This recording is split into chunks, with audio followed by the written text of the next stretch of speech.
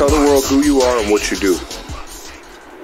I am William Wagher. I run Mountain Man Working Pit Bulldogs. We've been training and breeding since 2020. We are residing in New York State currently. Our vision is pretty much just to make the perfect old school bully that will still work and kind of do anything you ask it to. I gotcha. So why the Working Pit Bulldog? Why the classic bully? What led you that direction? So I got my boy Chino back in 2020 just on a whim. I wanted a pet, and I always loved the breed. I had a red nose growing up. I believe he was off the red boy lineage. I didn't know much about him. My dad just kind of had him chained up out back, But as I got older, I always wanted the breed. And once I lived on my own, I found the classic, American bullies, and I did my research on them, and I found that, they tend to have a little bit better disposition than the game dogs do when it comes to like prey drive and like that kind of thing. So I still lived in the city at the time, so I just didn't want anything that was just gonna like go out my backyard and like try to kill the neighbor's cat or like something of that nature. So I got into the classic bullies, and then I found that my boy was more old school razor's edge blood. I started looking into his pedigree more, and I found that I was a lot more fond of like the older stuff with the more leaning more towards like the APBT phenotype. Mm-hmm. And then I started, I adopted his dad actually because they retired him. So I started getting more into it. I started handling them. And then about, like a year into my journey, I started doing research on other bloodlines, and everybody was into the XLs at the time, and, like the exotics or whatever the fuck you want to call them. And I was just like, man, this is not what I want, for what I'm going to be like producing. Because at the time I knew I was going to get into it. I wanted to try to make my own bloodline. And just like the example of like all the other, what they call bullies, was just horrendous in my opinion. And so like I started doing more research, and then I found, the old school XL lines. And like, I was like, okay, so maybe, like the classic bullies with more drive could benefit, some of these older XL lines that got washed down, by all whatever people are adding in. Mm-hmm. So I brought my girl Chloe in, and she's off of UKC's Most Wanted Kimbo and like Unstoppable Juggernaut and stuff. So like all that old, really drivey stuff. And I was like, okay, so maybe like if I put these two together, I'll make something good, and, I had my first litter, and they all came out like classic and standard size. And then through that time too, I bought a couple other dogs that I wasn't sure about and stuff. I ended up culling them, I rehomed them because like they were quote unquote XLs. And I was like, man, I'm just not into what these dogs are looking like, and I'm not into how they're moving. I don't like, their airheady, ditzy dispositions, you know what I mean? Like, mm-hmm. I like dogs with intent. So like, that's how I found, like, it was like a long journey of like, I found the classics, and then like, I was like, okay, maybe the old XLs. And then like, I went back to the classics, and now pretty much everything on my yard is, I think I only have 4 XLs. And one of them I bought, and the other 3 I produced. And other than that, my whole entire yard is classic size. So it's just, I don't know, it's just what I preferred. And I just feel like they're healthier, and they're just more of a proper representation of what Dave Wilson was originally trying to do with the quote unquote bullies, Explain to the listeners that don't know who Kimbo is, what the story is there, and what's your take on it. So for anyone who is familiar with it, you know, his name isn't mostly known as UKC's Most Wanted Kimbo. It's known as quote unquote Killer Kimbo. And what happened was, in my opinion, you know, back when Kimbo was in his prime, you know, the guy who owned him, Gustavo, he, you know how big stud owners are. You know, they're selling semen out. You know, they're doing it left and right. They're sending collections to breeders. You know, sometimes they don't fully, you know, get to put hands on the females that the male's going to, and they don't get to fully, like, you know, check out the temperament and, like, actually see what the dog's about. So I think, you know, the few cases where Kimbo was put to, you know, these females, they ended up producing some hot dogs, and I think those hot dogs just got into the hands of, like, owners that couldn't handle a dog of that caliber. I just think it was failed. I think it was failed breeding. I don't think it was necessarily the dog himself's fault, you know, because I won't lie, you know, the Kimbo stuff I do have, you know, they are driven, you know, they're very protective, but, like, they've never just tried to, like, lash out on me and, like, kill me or anything, you know, like the media tried to portray. Because when the media came out with the Killer Kimbo stuff, they were crucifying Gustavo. You know, they were saying every dog that had his lineage in them was bound to be aggressive and, like, all this crazy shit. And, like, if you go and look through most of these big quote unquote XL breeders' pedigrees, Kimbo is just flooded in it, you know, because he was one of the biggest studs out there. So I just think it was a lot of media, like, just propaganda, you know. In my opinion, I've never had an issue with my Kimbo lineage, and I have inbred Kimbo lineage. So I feel like if anything was going to go wrong, you know, I would have had some kind of issue by now, you know. In my opinion, and I've spoken to Gustavo, and I've seen pictures of Kimbo out in the general public with his children, you know, hanging out with other dogs. You know, I really think that it was just really blown out of proportion. Like the media does with a lot of things, you know, like how the UK is banning bullies and stuff, and like that, all that bullshit that's going on. That's my opinion of this. Tell me a little bit more about your ideal bulldog. So, when you ask that, do you mean, like, all around characteristics and, like, disposition, like how the dog will perform, yeah, or do you mean, like, aesthetically? What is your ideal bulldog inside and out, top to bottom? Okay, so when it comes, I'll break down, like, aesthetically first. So when it comes down to aesthetics, you know, I want a dog with cat paws on the front, you know, a good mid-sized muzzle. I don't want anything too long but not too smushed. You know, I want them to have a good grip, you know, and I find that too snippy of a muzzle or too smushed of a muzzle prevents them from biting at their full capacity.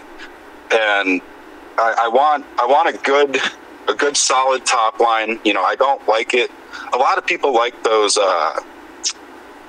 the flat top lines, you know, like the show ring conformation style ones. I personally like one with a slight roach in the back. I find that when it comes to them, you know, scratching and, like, you know, fighting, you know, predators or prey, or, you know, even doing bite work, they just have better balance and they have better grip with all their paws.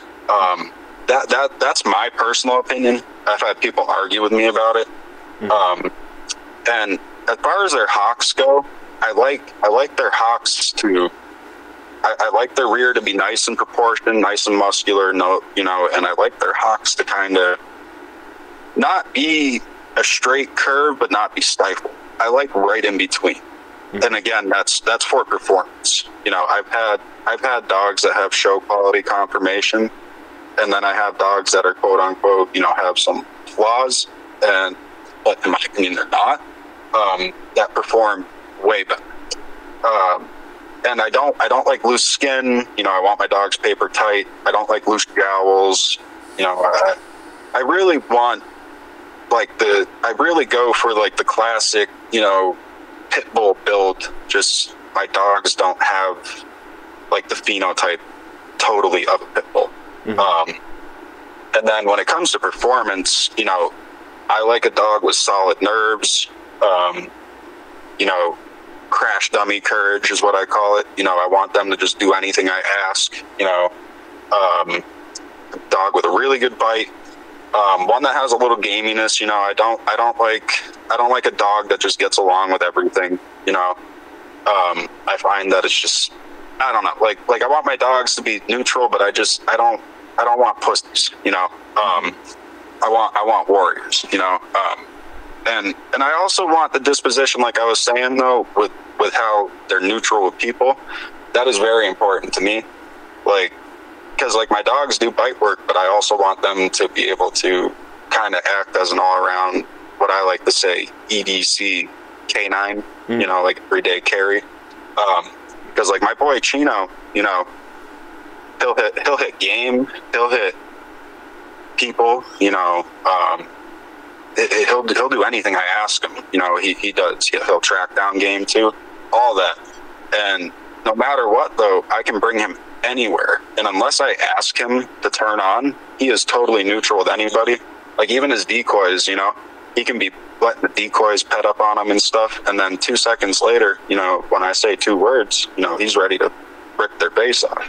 That in my eyes, that is like, for my vision as the working pit bulldogs, like I want my dogs to be able to perform in every aspect and have top-notch structure and aesthetics to be able to perform in that or too. That's what we go for.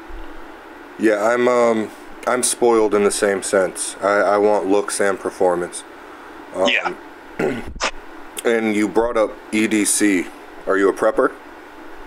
I do prep a little bit. Yeah. I definitely don't trust our government. You know, we live in a town of about 700 people. All of our neighbors know us. We know them. You know, I'm ready for, you know, I'm ready. You know, if you want to say that, you know, we got bags in the house that are, you know, got a few months of canned food in them and stuff. And, you know, the dogs are, you know, trained to kill game. And, you know, I know how to shoot real well. And, you know, my wife's not as into it as I am, but, you know, she don't trust the government either, and she don't give me shit for my what most people call paranoia. You know. We moved up here with the intent to get away from everything. So if things did go bad, we're kind of secluded. You know? Yeah, and you know, honestly, you know, it's funny. I started just building Bugout bags when my daughter was 2 years old, and she's 16 now. What's funny is back then, everybody said I was paranoid and crazy and all this, but now, like, 80% of the people I talk to about it, their attitude went from "you're crazy and paranoid" to "oh, I'm coming right to you." It's like, yeah. Yeah, no, and now they're all over TikTok and shit too, you know, acting like it's like this whole big trend that just came up, and like, it's like, man, y'all should have been on this a long time ago, you know, because like, when COVID first hit was when I really, you know, I was always that way when I was younger. And like, I always, you know, I was in the Boy Scouts, you know, I've done bushcraft, you know, I'm a very outdoorsy person. But when COVID hit, man, when I saw how quick the government was able to just scare everybody to staying in their house and complying to what was practically martial law, you know, I was like, man, you know, we're fucked if anything happens, you know. And that was when I really started to get back into it, you know, and I started making bug out bags again, and, you know, I started watching international news and reading up on what's going on overseas. I still do that, you know, because the news they feed us on U.S. soil is just bullshit, as you know, I'm sure, you know. So, you know, I'm always keeping up to date with third party, you know, media outlets and stuff like that. You know, it's important to do that kind of stuff, man, because they wouldn't let us know if anything was about to happen. You know, we've experienced that. They hid COVID from us for like a month, you know, so. Yeah, and somebody please somebody please explain to me why when COVID hit, the number one thing everybody was worried about was toilet paper. Yeah. Yeah, instead of food or, you know, guns or, you know, maybe trying to get a property out in the middle of fucking nowhere, everybody wanted toilet paper and hand sanitizer. Yeah, I saw that meme on Facebook, and it said it was from a movie. They're all walking around in hazmat suits, and they're like, "Yeah, everybody's dead, but their assholes are so clean." It was just like, what the fuck? Ain't that the fucking truth, man? Yeah. So we talked a little bit about this earlier, but color, what is the importance to you? Because I know you have a Merl dog, and you know, break that down for people a little bit, what color means to you. So I actually have a few Merl dogs, but my foundation bitch is like the only Merl dog I ever purchased. But as far as color goes, man, you know, don't get me wrong, I like a dog that looks pretty, you know, has a unique coat and stuff, but if the dogs occur, the dogs occur. You know, I will not keep something that just looks nice because if it doesn't perform, you know. And when I'm looking at a dog, color is the last thing I take into consideration. Honestly, I'm colorblind around my whole entire yard. And I feel like when it comes to the Merl, I know a lot of people are controversial on it. And I think that's because a lot of these other programs, you know, they're trying to just keep up with the hype and the fad, you know, of the color, and they weren't trying to perfect the other things that they needed to. So like that's why you see a lot of these overdone Merl dogs. But then you look at mine, and my Merls are gamey as can be. They will bite when I ask them to. You know, man, predator, prey, anything. Very, very solid nerves. You'll see in one of the videos playing that girl that's jumping up and down the playground. She's a Merl, and man, she performs better than some of my old school classic dogs. I just think that it has to be bred right, and you know, I get a lot of hell, as I'm sure you can imagine from the old school dog guys and stuff, you know, about having Merl on my yard, but once they see my dogs and see how they perform, their money's put where their mouth is. You know, it's just they don't know how to react. You know, I was the first. I'm pretty sure, I might be wrong, but I went to do you know who Poffic Canine is? It rings a bell. Okay, he trains the Chicago PD canine unit. And he does seminars across the country. He comes to New York once in a while. And man, I pulled out Ziva, my Merl girl, the one I was just talking about. And, you know, they laughed. You know, they're like, oh, okay. And then I put her on that back tie, man. And that was her first time ever seeing equipment, ever being on a back tie, ever being, you know, asserted by a decoy. And she did not hesitate. She hit that sleeve, and she was trying to get his arm underneath it. You know, she wanted to bite him. Never mind the equipment. You know, so like, you know, yeah, I got Merl, but I promise you, they're very gamey, and they're very about it, man. They don't fuck around. You know.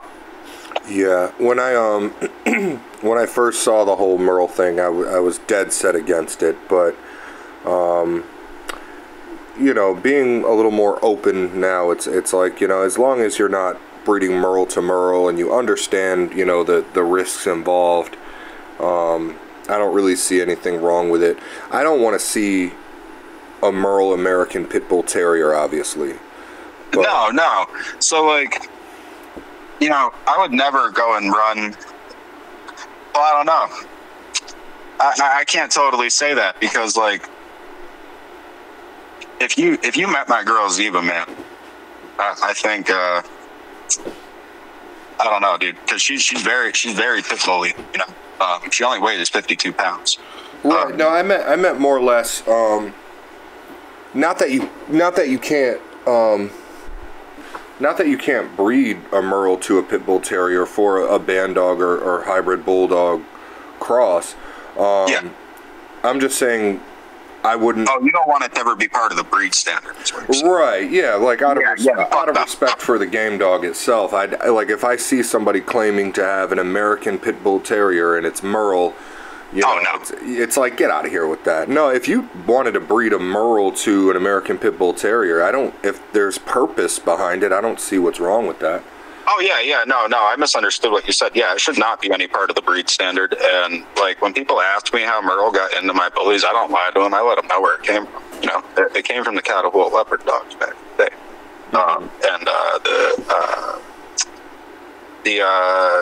Those Mastiffs that have Merle in them.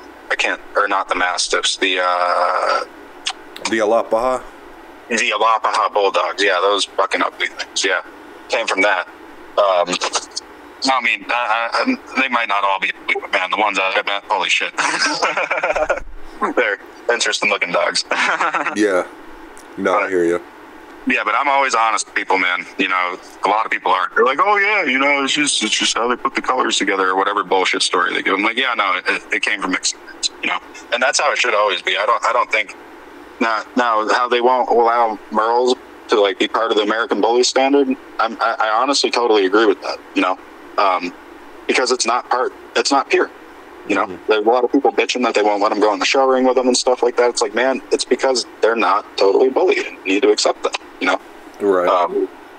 And I don't know, man. You know, it's just, yeah, I think the color is definitely a controversial thing, but I feel like you said, as long as it's done right and there's purpose behind it, you know, like none of my Merles could even go in a show ring. You know what I mean? They'd be trying to turn up on the other dogs and shit. You know what I mean? Like yeah. We just, you know, we like I said, we take color into consideration last, and that's like, I feel like every camp should do that, no matter if you're bringing tri, black, you know, fawn, red, blue, whatever, and no matter what color your litter has, the thing you should be looking at first is characteristics of the dog. In my opinion. Right. So let me ask you this: when it comes to your ideal dog, would you say some of them are more man aggressive and some of them are more dog aggressive, or are they kind of all arounders? I'd say all around. I'd say it's like a pretty fair split, you know. If they were like, if I had my dogs, this is an example, you know, like, I would say if it came down to them choosing between dog aggression and man aggression, though, like say I had a few of my dogs out, somebody just popped up on my property, you know, none of them are gonna fight with each other instead of going at that man, you know. But yeah, they definitely, like, if they bump shoulders the wrong way, I'll have a fight. You know what I mean? It's inevitable, you know. Especially with a couple of my females and stuff, you know. I got a couple of dogs that are pets, you know, that I bought early on that, like, my kids attached to, you know, that I won't be breeding, that won't do that shit. But like anything that I've produced, or like, you know, that I'm actively breeding that I bought from outside my yard, yeah, you know, they're neutral, but if they get rubbed the wrong way or another dog challenges them, they will, you know, they'll fight to the death, you know, 100%. I gotcha. I'd say it's a fine mix. Like, they really are, like, you know, they're an all-around bulldog. You know, they'll do anything you want them to.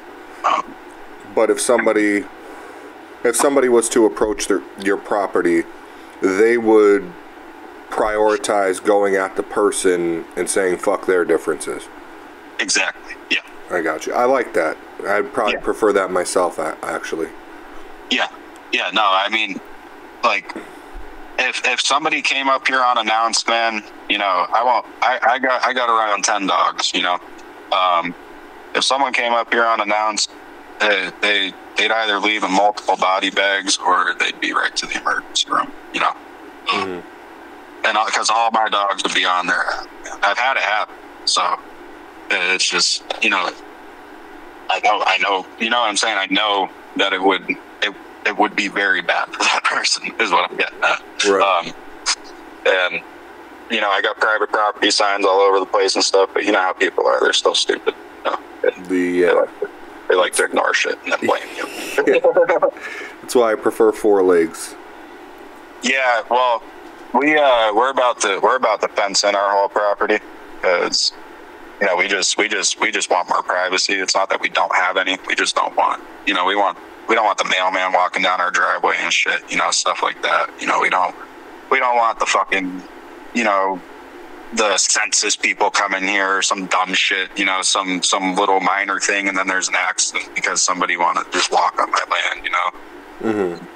Because like none of my dogs roam free, but like it's usually just like when if I let them out like and they're not in their kennels, it's usually when I'm like cleaning kennels or I'm like cleaning the deck or something. That's been the couple times where like the Amazon driver shows up or something, and then they're all fucking trying to get a piece of the the delivery guy.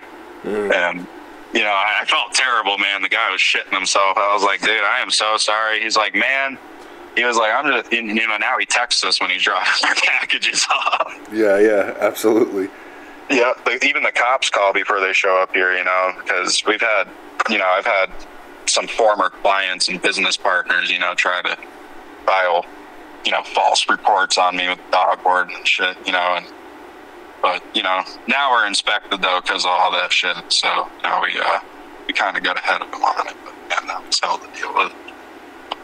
I gotcha. So, what is your preferred size and weight? So for the XLs, I'm gonna start with the XLs this time because I feel like we haven't talked about them a lot. For my ideal XL, I like between like 90 and 120 pounds. But I don't like them short. I prefer about 23 inches and up. And then with my classics or standards, if I do end up having one that fits into the standard category, which is very, very rare, I like them between 50 and 60 pounds. I feel like, and around like 18 to 20 inches. I feel like anything above that weight for that height just affects the function of the dog. Because like you see a lot of these pockets and standards and even XLs trying to move around in the show ring that are like overdone, and you can tell they're in pain, Right. And like they can't, they're out of breath after doing laps around the ring, and it's like, man, some of these dogs I see, I just don't know. I feel like people just throw shit at a wall and hope it sticks half the time. That's what I like to say, because it's just. I just feel like we've strayed really far away from what like the Bullies should be, and people just aren't sticking to like their morals and standards when it comes to the dogs. Yeah, I gotcha. A lot of people like to say my dogs are underweight and they're not big enough and this and that, but my vet says that they are in like the 20 years he's been working, that they're the healthiest example of the breed he's seen. So. I'm going to take his, opinion over others, Right. But, yeah, just, classics between 50, 60, 18 to 20 inches. And, the XLs like 90 to 20 and, 23 inches tall, 90 to 120, for weight, and like 23 inches to like 26 inches at the most for height. I feel like anything else lower than that or above that, like I said, just affects the way that the dog, functions overall, Sure. So, I'm actually from upstate New York. I know New York State gets fucking cold. Oh, yeah. How do your dogs tolerate that? So, right now, about 75% of our dogs live outdoors.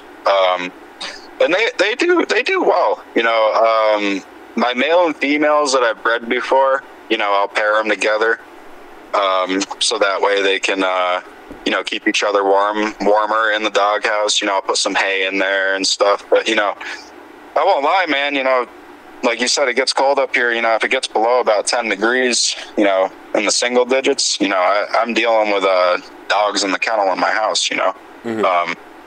That's not a big deal because, like, they're all housebroken. But yeah, once it gets below 20, they can't really tolerate it. But 20 and up, if I throw some hay in there and they got a nice insulated barrel,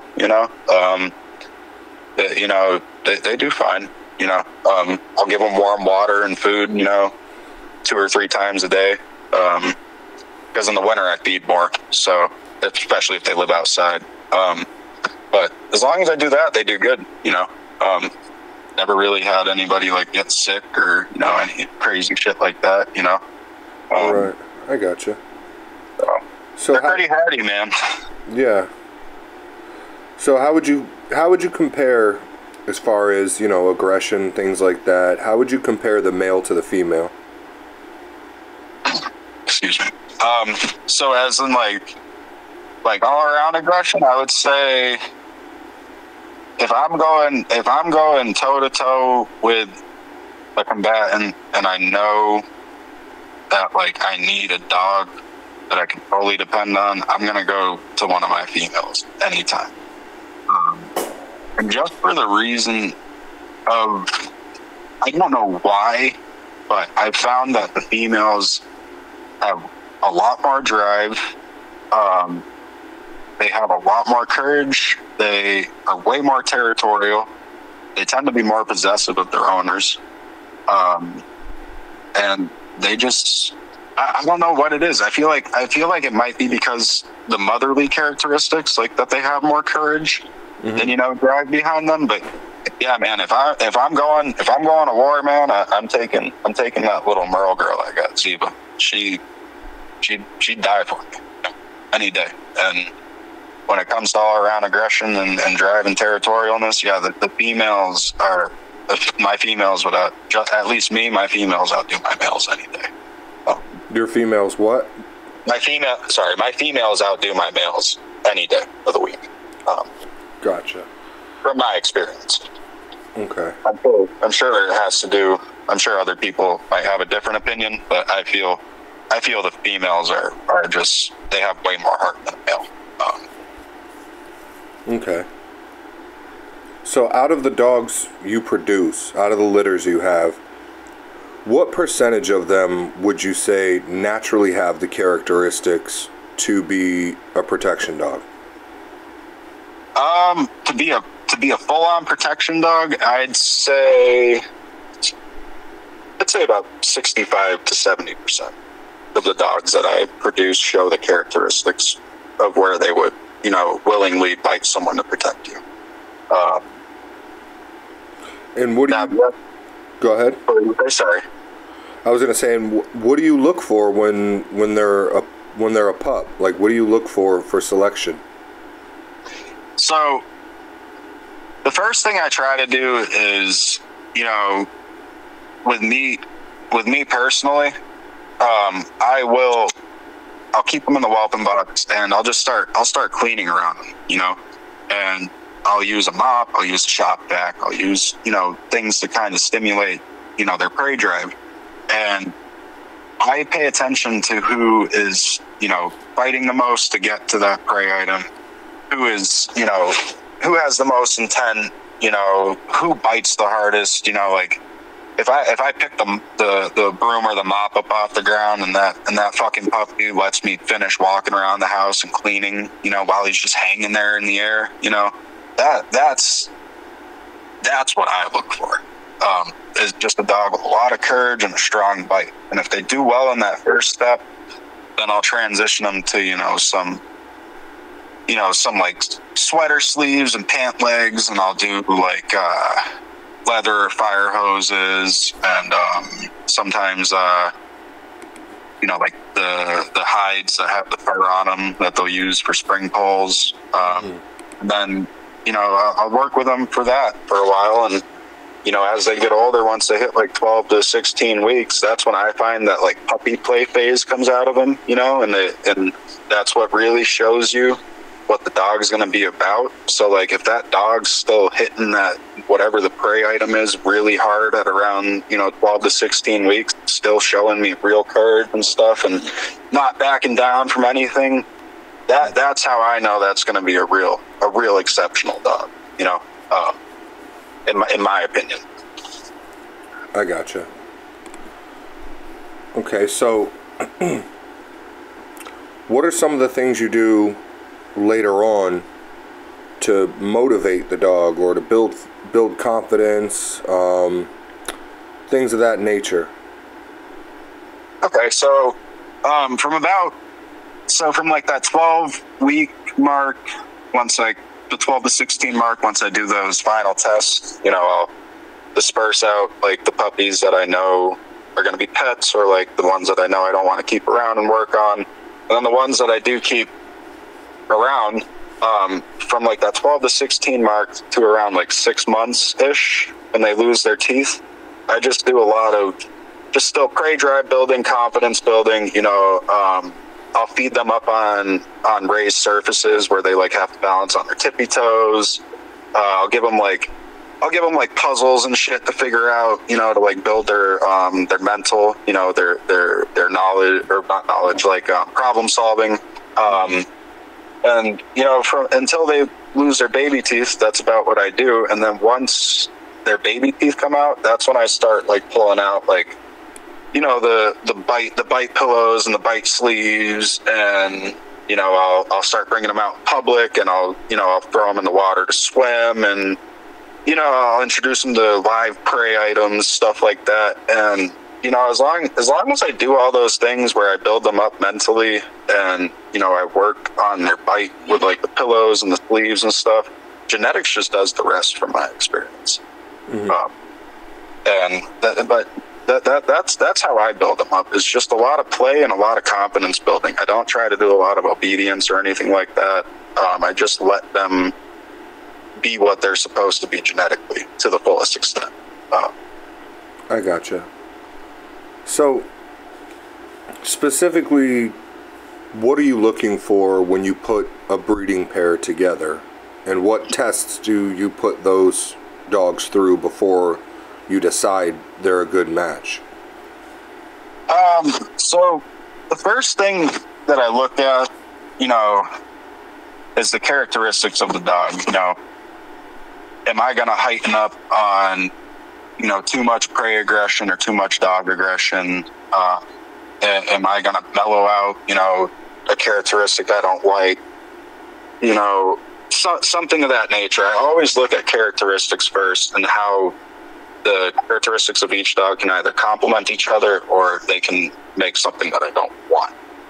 And then after I look at the characteristics of the dogs, like personally, then I go into structure, and I look into pedigrees, and I look at, you know, okay, does this dog have a slight flaw that this dog might not fix, or can this dog improve the other one, or they're just a perfect match for each other?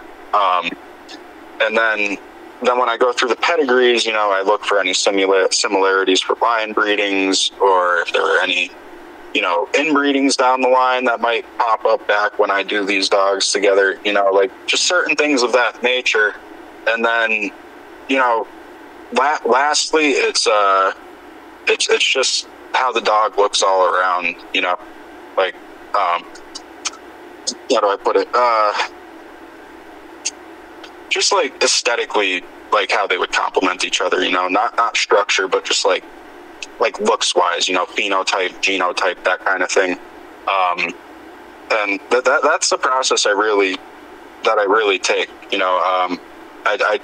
I don't just throw dogs together. I want to make sure that they're going to complement each other in every single way.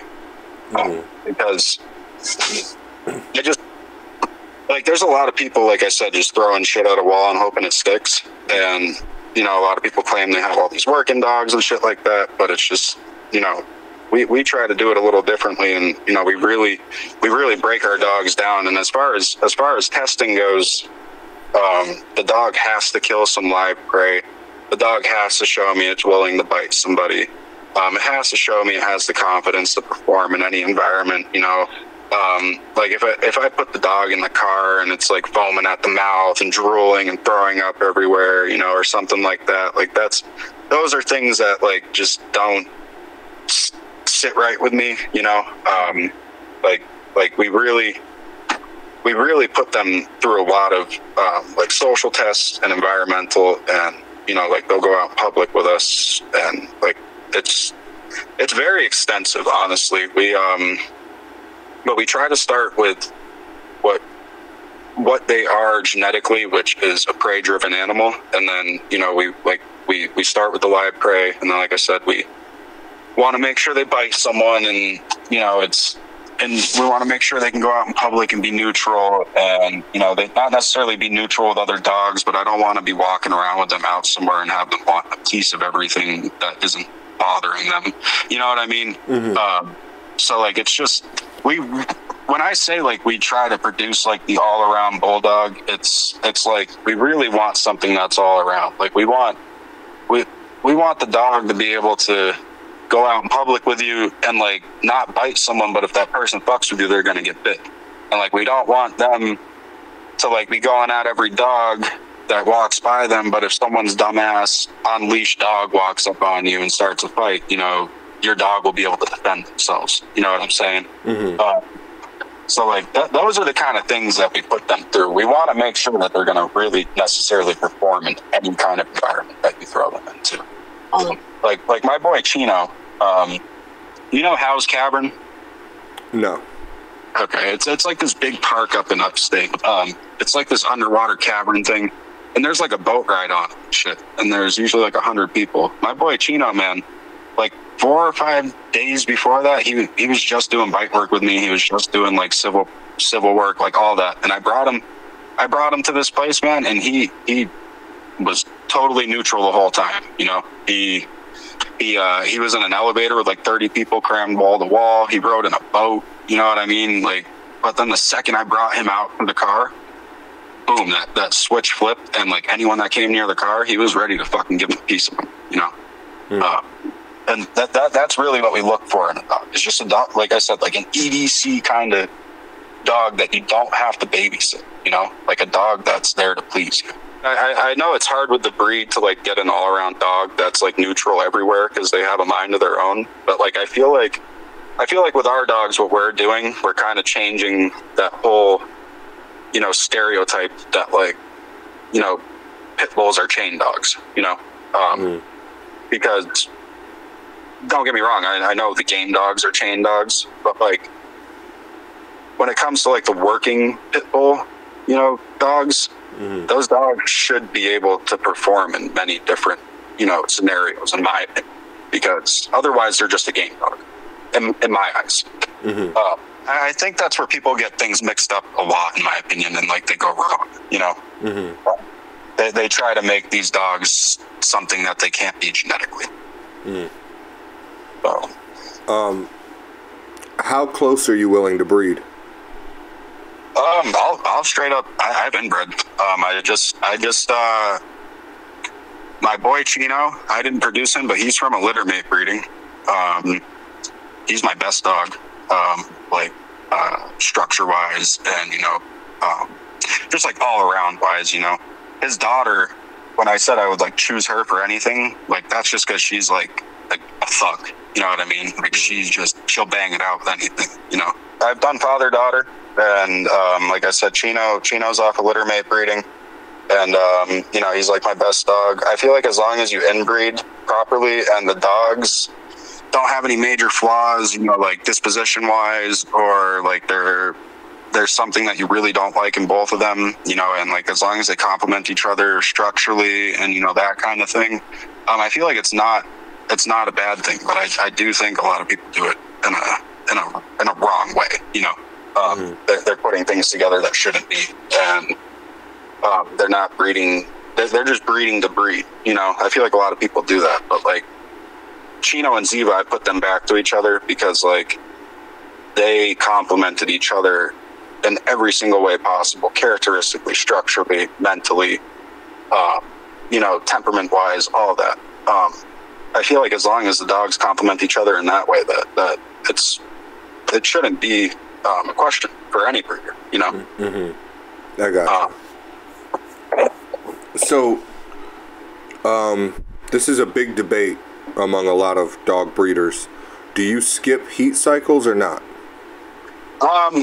So, I'm actually happy that you asked this, because I used to not skip heat cycles, and I just recently decided that I'm going to start skipping them because I have noticed drastic differences in you know, the overall structure quality and like joint qualities and performance qualities and like mental dispositions in the females that I let take breaks after litters versus the ones that I didn't skip heats with, you know.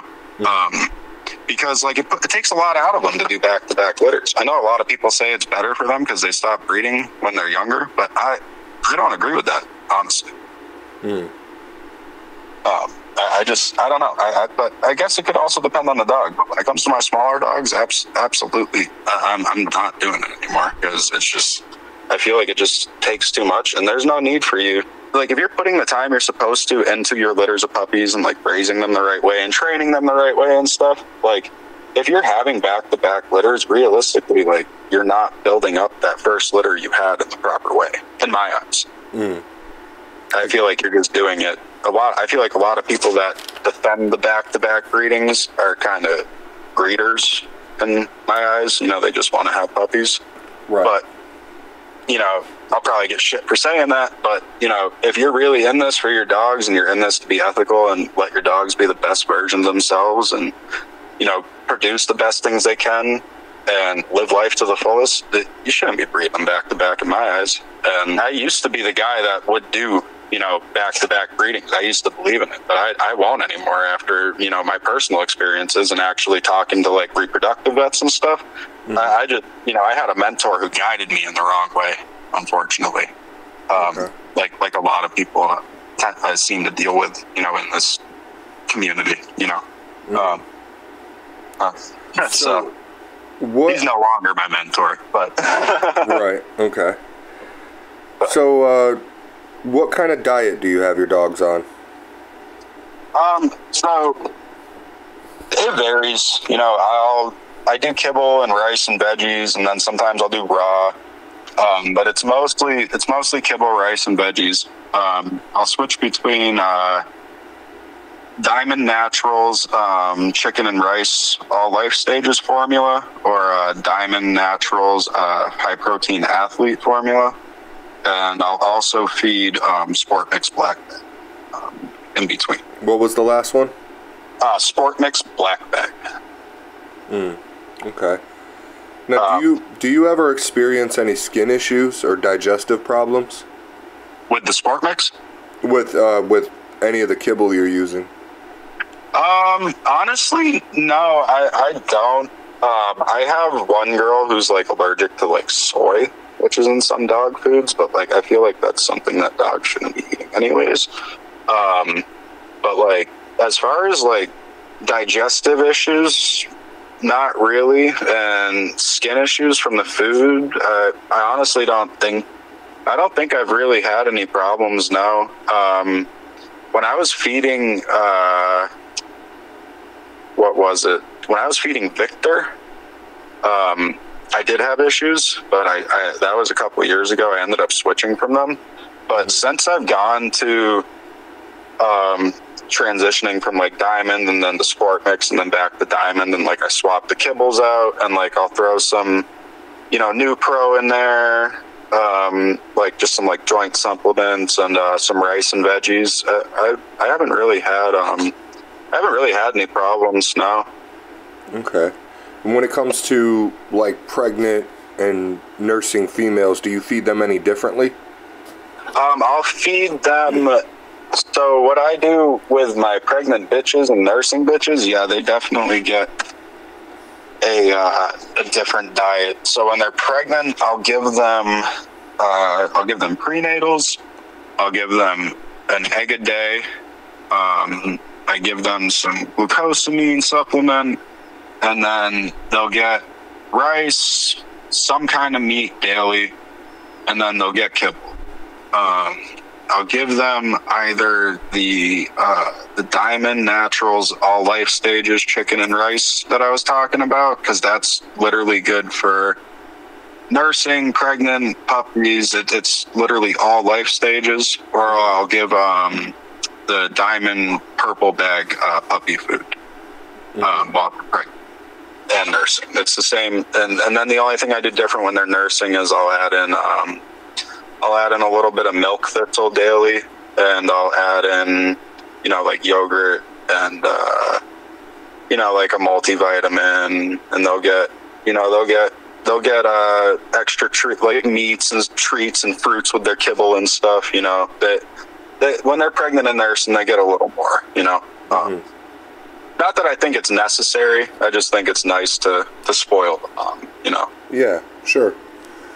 So, God forbid, you had to start all over again. What would you do? What dogs would you get? What camps would you go to? You want like my top 3 choices? Yeah. If I had to start all over again, my first stop would be Garden State Terriers. I really love their boy Moonshine. Second stop would probably be my boy Cedric over at Mayhem Kennels. He has some really nice working pit bull dogs. And then final, I'd have to say, would be Unleashed Kennels. I really get down with what they're doing over there. They got some beautiful dogs. So, if you had to pick another breed completely, what would it be? Oh, shit. That's a good question.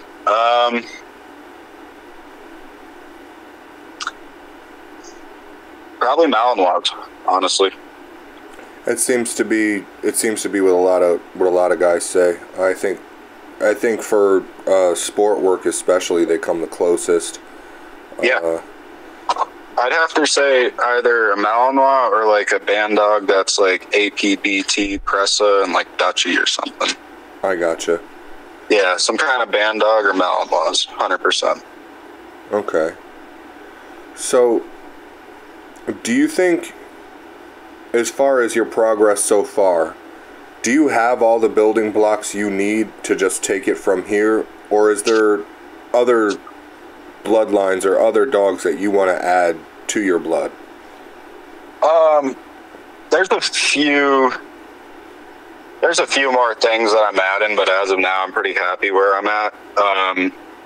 Garden State Terriers, that guy I was just talking about, his boy Moonshine, I really want to get something off of him eventually.